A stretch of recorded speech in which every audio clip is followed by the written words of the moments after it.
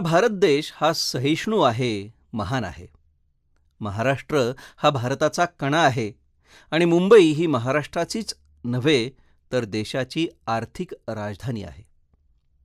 याच मुंबईला कवेत घेण्याचे प्रयत्न होत आहेत का, अशी भीती आता निर्माण झाली आहे. बंगाल आणि काश्मीरमध्ये नंतर इस्लामी लोकसंख्या एकवटण्याचे प्रयोग मुंबईतल्या काही भागांमध्ये होत आहेत अशी शंका आहे आणि त्याची कारणे देखील तशीच आहेत. काय घडतंय आपल्या मुंबईत हे जर जाणून घेतलं नाही तर पश्चातापाची वेळ येईल. इथं खरं तर आपण मुंबई दर्शनच करणार आहोत.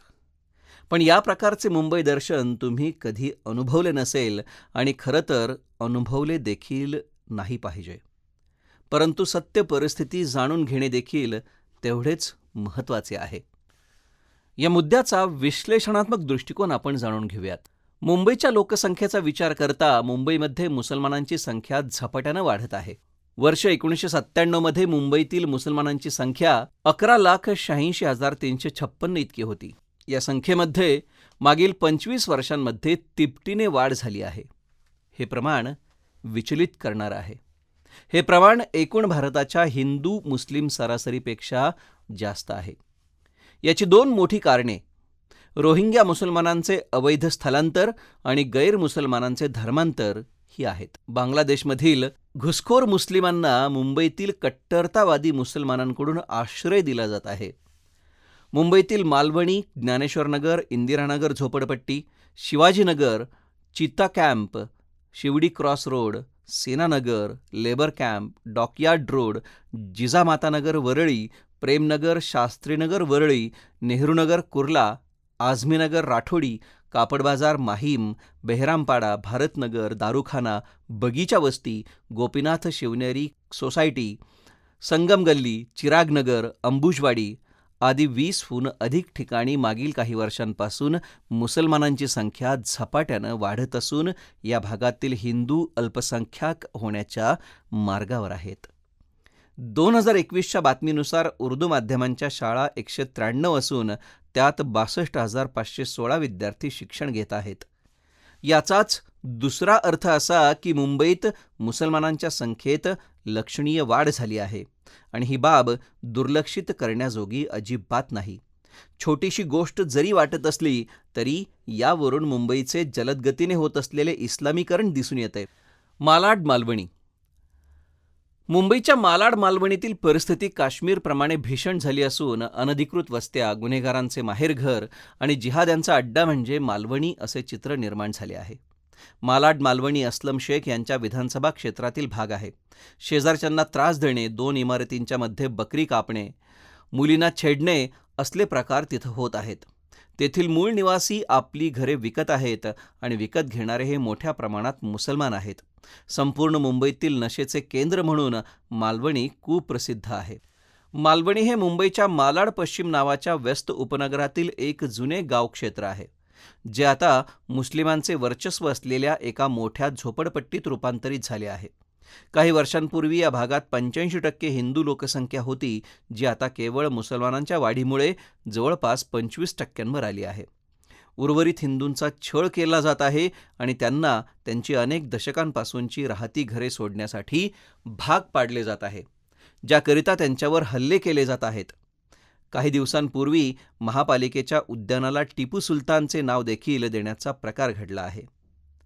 माहीम कापड बाजार. माहीम कापड बाजार परिसर हा मुसलमान बहुल वस्तीने गजबजलेला आहे. बाहेरून येणारे अनेक अल्पसंख्याक इथं आसरा घेतात असं बोललं जातं. 1993च्या दंगलीच्या काळात इथे सर्वात जास्त तणावपूर्ण वातावरण होते. ताजे उदाहरण द्यायचे झाले तर गेल्या वर्षी अयोध्येत निर्माण होत असलेल्या भव्य राम मंदिरासाठी निधी समर्पण अभियानात 7 रामभक्तांना माहीम परिसरात निधी समर्पण करून परत येत असताना जवळपास 600 कट्टरपंथीयांनी घेरले होते. या संदर्भात पोलीस कारवाईची मागणी माहीम पोलीस स्टेशनमध्ये करण्यात आली होती. मीरा भाईंदर. मुस्लिम बहुसंख्य असलेले मुंबईतील मीरा रोड आणि भाईंदर परिसर हे ग्रूमिंग, जिहाद आणि धर्मांतराचे केंद्र बनले आहेत. अलीकडच्या काळात राम मंदिराच्या उद्घाटनावेळी हिंदूंवर झालेल्या हल्ल्यांमुळे आणि हिंदू समाजात जाणून बुजून अराजकता माजवण्याच्या चुकीच्या कारणांमुळे हा प्रदेश चर्चेत राहिला आहे. पूर्वी या मीरा भाईंदर नयानगर भागात लक्षणीय हिंदू लोकसंख्या होती. गेल्या काही वर्षात मुंब्रा भागातील किंवा अगदी वेगवेगळ्या शहरातून अनेक मुसलमानांनी आपले वर्चस्व सांगून या भागात स्थलांतर केले. नंतर नयानगर आणि मीरा रोड भागात हे लोक जाणून बुजून हिंदूंना त्रास देऊ लागले. त्यांनी त्यांच्या मुलींना त्रास देण्यास सुरुवात केली. त्यांना त्यांच्या व्यवसायात अडथळे आणले आणि या लोकांनी हिंदूंकडून खंडणीची मागणी केली. अशी अनेक प्रकरणे आहेत. याचा परिणाम म्हणून मुंबई आणि ठाण्यातील अनेक हिंदू या कटकटींना वैतागून इतर प्रदेशात स्थलांतरित होऊ लागले आहेत. काही ठिकाणी स्थिती इतकी बिकट आहे की मीरा भाईंदर नगर भागातील बस स्थानकाला बांगलादेश असे नाव देण्यात आले आहे. आगरीपाडा. नाव जरी आगरीपाडा असलं तरी इथं औषधालाही आगरी समाज बघायला मिळणार नाही. हा तोच आगरीपाडा आहे जिथं 1993च्या बॉम्बस्फोटात बहुतांश आरोपी वास्तव्यास होते. याच आगरीपाड्यात अंमली पदार्थांची मोठ्या प्रमाणावर तस्करी केली जाते. जलील अन्सारी उर्फ डॉक्टर बॉम्ब या नावाने ओळखला जाणारा दहशतवादी याच आगरीपाड्यात राहिला होता. भारतनगर वस्ती वांद्रे पूर्व. भारतनगर वस्ती वांद्रे पूर्व या ठिकाणी पूर्वी वाल्मिकी समाज मोठ्या संख्येनं वास्तव्य करत होता. पण स्थानिक धर्मांध गुंडांकडून तिथल्या रहिवाशांना त्रास दिला जात होता. ड्रग्ज, लँड माफिया, धर्मांधता, स्थानिक गुंडांची दहशत अशा समस्या इथे मोठ्या प्रमाणात आज देखील आहेत. ही वस्ती अतिसंवेदनशील क्षेत्र म्हणून ओळखली जाते. यावरून येथील दाहकता लक्षात येते. सर्वात पहिले हे लक्षात घेणे खूप महत्त्वाचे आहे की या वस्त्यांमार्फत ते वेगवेगळ्या भागांमध्ये मिनी पाकिस्तान किंवा मिनी बांगलादेश उभे करण्याचा प्रयत्न करत आहेत. या वस्त्यांमध्ये हिंदू व बाहेरील अन्य नॉन मुस्लिम व्यक्तींना येण्यास मनाई आहे. या वस्त्यांमधून ते वेगवेगळे ड्रग्ज, लँड माफिया यांसारखे अवैध धंदे चालवण्यात येतात. काही वर्षांपूर्वी एका वृत्तपत्रात छापून आलेल्या लेखानुसार या परिसरातील अनेक मुलं इस्लामिक स्टेटसारख्या दहशतवादी संघटनांकडे आकर्षित होत आहेत. जसे काश्मीरमध्ये भारतीय सेना जेव्हा एखाद्या अतिरेक्याच्या विरुद्ध कारवाई करण्यास जायची तेव्हा तेथील रहिवासी त्या गोष्टींसाठी विरोध करत. अतिरेक्याला वाचवण्याचा प्रयत्न करायचे. काही ठिकाणी तर भारतीय सेनेवर दगडफेकसुद्धा करण्यात आली होती.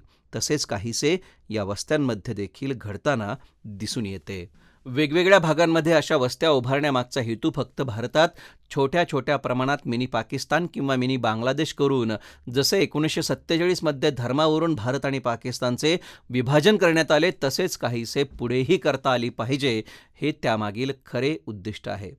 मुंबईमध्ये मुसलमान बहुल भागात आतंकवाद्यांचे स्लीपर सेल कार्यरत असल्याचा धोका संभवतो. भविष्यात मुंबईसह संपूर्ण देशासाठी ही धोक्याची घंटा आहे.